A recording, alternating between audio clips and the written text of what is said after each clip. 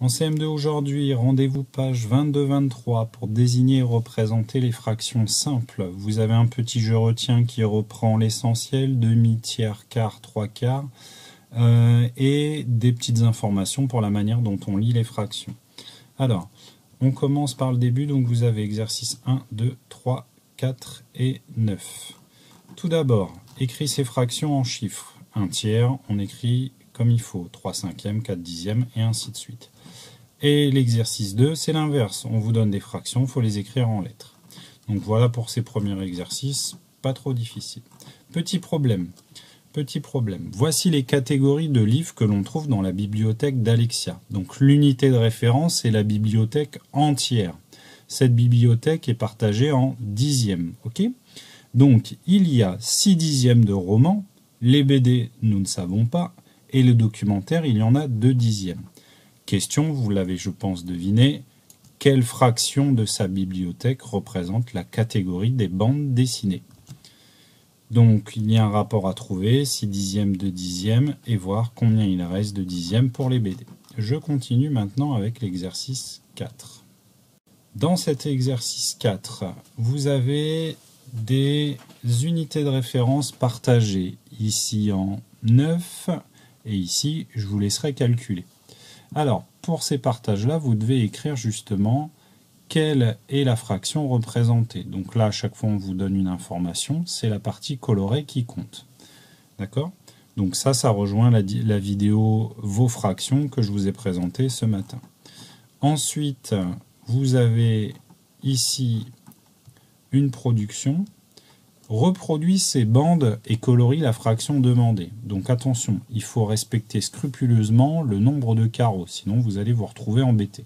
Donc c'est des carreaux du cahier. Ici, il faut colorier un demi. 1, 2, 3, 4, 5, 6, 7, 8. Il y a une bande de 8 carreaux, donc vous symbolisez une bande de 8 carreaux et vous coloriez un demi. Ici 2 cinquièmes, ici 1 quart, ici 3 quarts. Respectez bien le bon nombre de carreaux pour ne pas vous retrouver piégé. Donc voilà pour ça. Maintenant, dans la suite de la vidéo, je vais vous expliquer comment représenter des fractions comme pour l'exercice 9 et le 4. Et en même temps, je vous fais une préparation pour les exercices futurs. Alors, dans cette partie, on va jouer à faire du coloriage. Alors, pour commencer, on va colorier la première bande ici. 1, 2, 3, 4, 5. Ici, c'est partagé en cinquièmes. On vous demande, exemple, de colorier 3 cinquièmes. Donc, 1, 2, 3 cinquièmes. J'ai bien 3 parties colorées sur les 5 en tout. Ici, et je vais changer de couleur. Hop, hop, mince. 1, 2, 3, 4, 5, 6, 7, 8. Ici, on est en huitième, mais on vous demande de colorier 3 quarts. Ça veut dire que si je me réfère en quart, huitième, attention, il y a quelque chose à voir. Donc 3 sur 4. Je peux utiliser cette technique. 1, 2, 3, 4. Ok, donc là j'ai fait 3 sur 4, sauf que j'ai pas fini. Je continue. 1, 2, 3 sur 4. Donc voilà un peu le coloriage que je peux obtenir. Alors en fait, regardez, j'en ai colorié 6. Ce que je fais maintenant, je fais ça. Voilà. 1, 2, 3, 1, 2, 3. J'ai 2 fois 3 quarts. Et du coup, on obtient 1, 2, 3, 4, 5, 6, 6 huitièmes. Ça va jusque-là? Alors, maintenant, on rentre dans la situation en dixième. On a des parties colorées en dixième. Je change à nouveau de couleur. Ici, on vous demande de partager en demi. Un demi. Donc, si j'ai 10, la moitié de 10, c'est 5. 1, 2, 3, 4, 5. Un demi, c'est la même chose que 5 dixièmes. Ok? Alors, pour finir ici, on va faire 8 dixièmes. 8 dixièmes, donc je compte 1, 2, 3, 4, 5, 6, 7, 8, 8 dixièmes, j'ai fait mon coloriage. Alors, on termine avec un cas particulier. Ce cas particulier, c'est 1, 2, 3, 4, 1, 2, 3, 4, 1, 2, 3, 4, donc mon unité de référence est en quart, c'est partagé en 4. Ok, jusque-là? Alors, on vous demande de prendre 10 quarts.